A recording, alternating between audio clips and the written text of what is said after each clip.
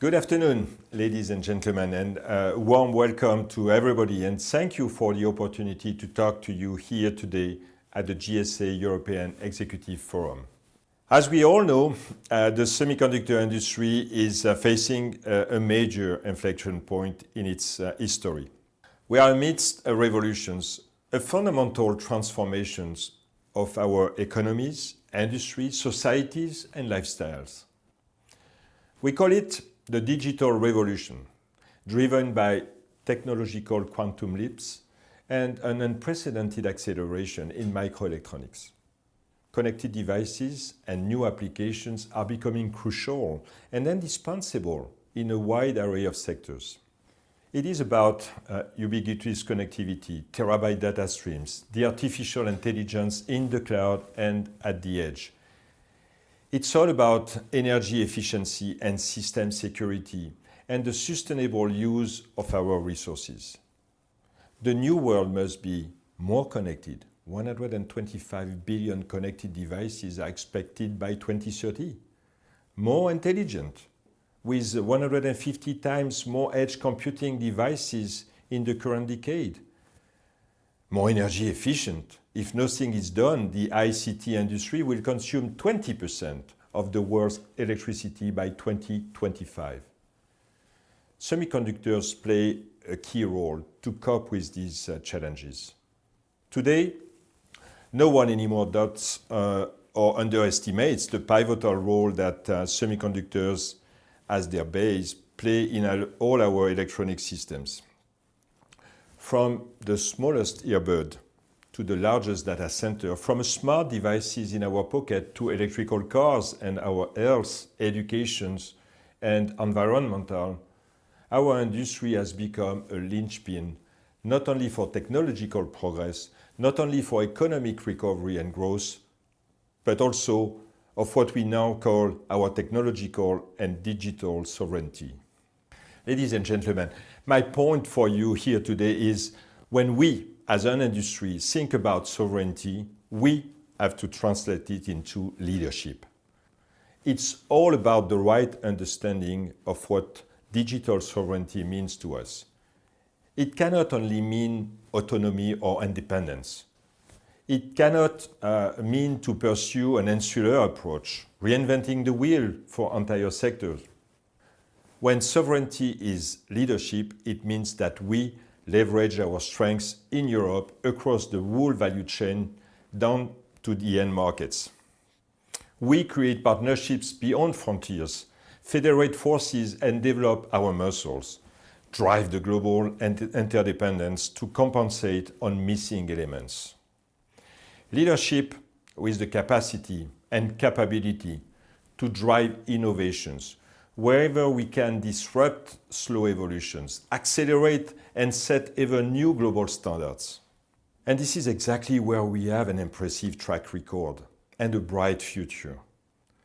For 50 years, the European electronics and semiconductor industry has been transforming the environment in which we live. Europe has world-leading companies across the whole value chain. From RTOs and fabless to IDMs and foundry, from equipment and materials company to system OEMs. Let me give you a small example. I'm going to talk a bit about Soitec.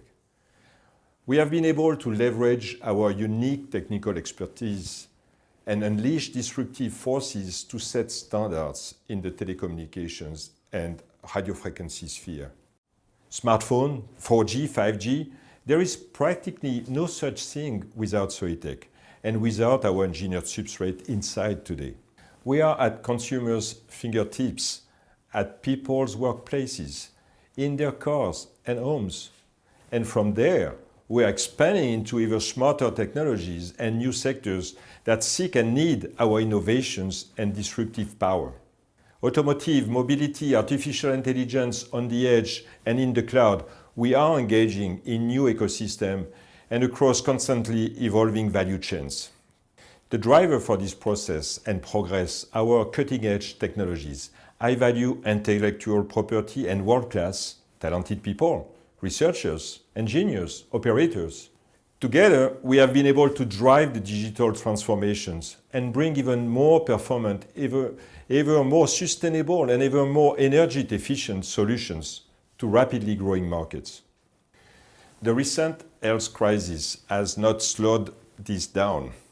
Right the opposite. It has given another boost for the digital transformation, highlighting again the essential role of electronics.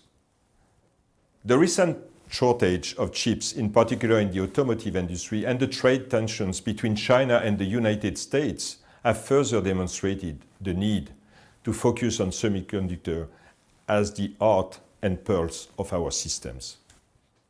This shortage was an eye-opener for industries and sectors which considered semiconductors an easily available commodity.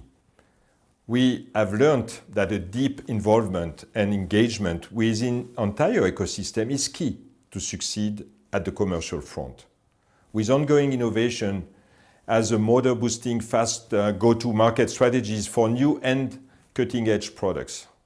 We have also learned that it is of essence for our industries, economies, and societies to reduce our dependence on foreign components, foster our own champions, and develop the sectors that are highly relevant to our digital sovereignties and our industrial leadership.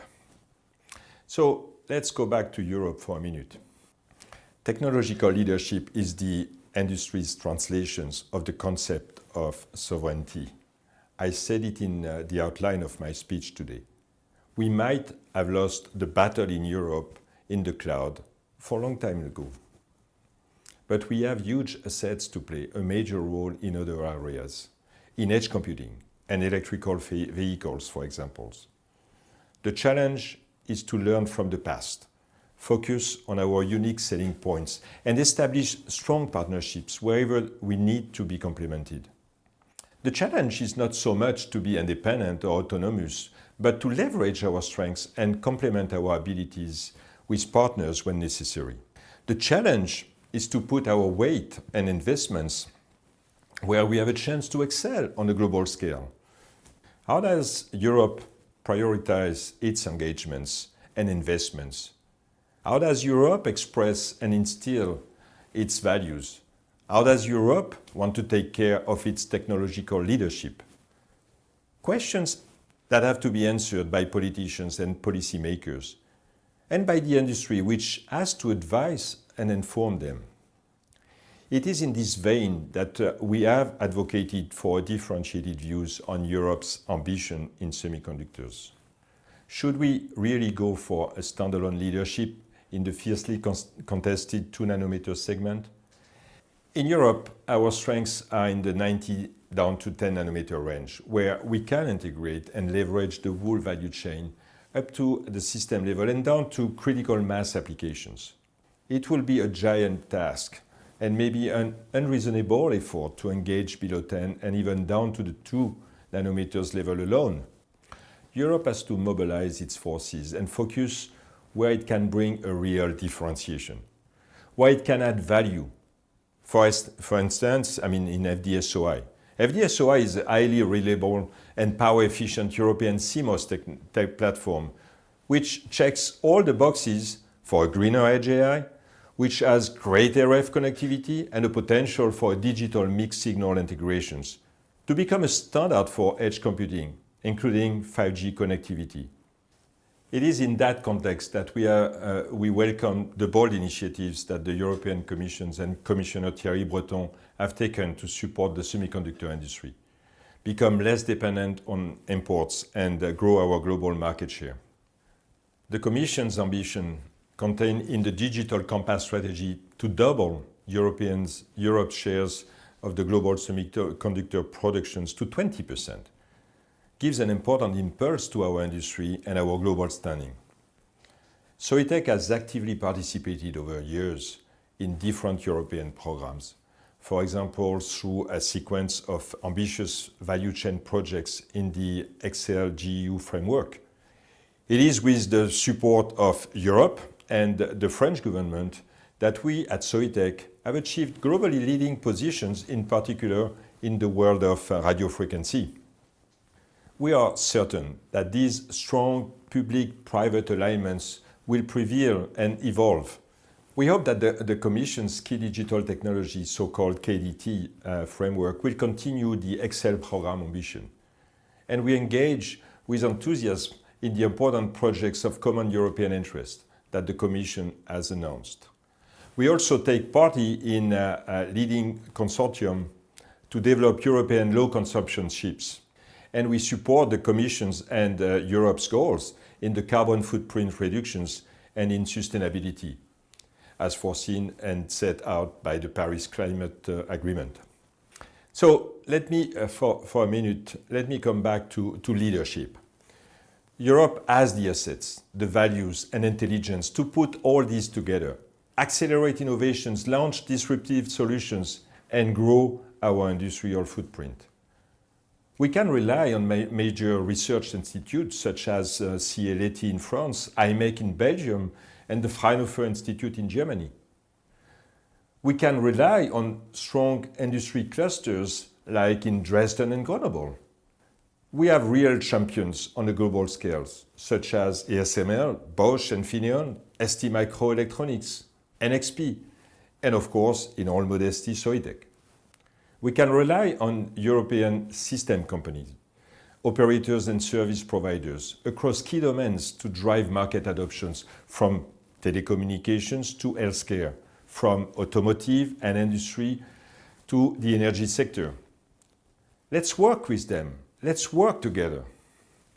My conclusion is, as you will know by now, Europe has the assets to play a key role in the global semiconductor ecosystem.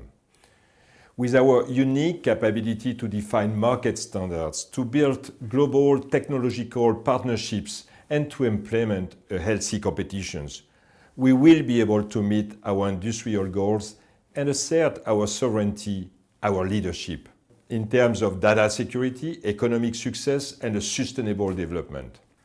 Europe has the cloud, Europe has the critical mass, Europe has the talents to build a world where semiconductors and our substrates become the soil of 21st century technologies.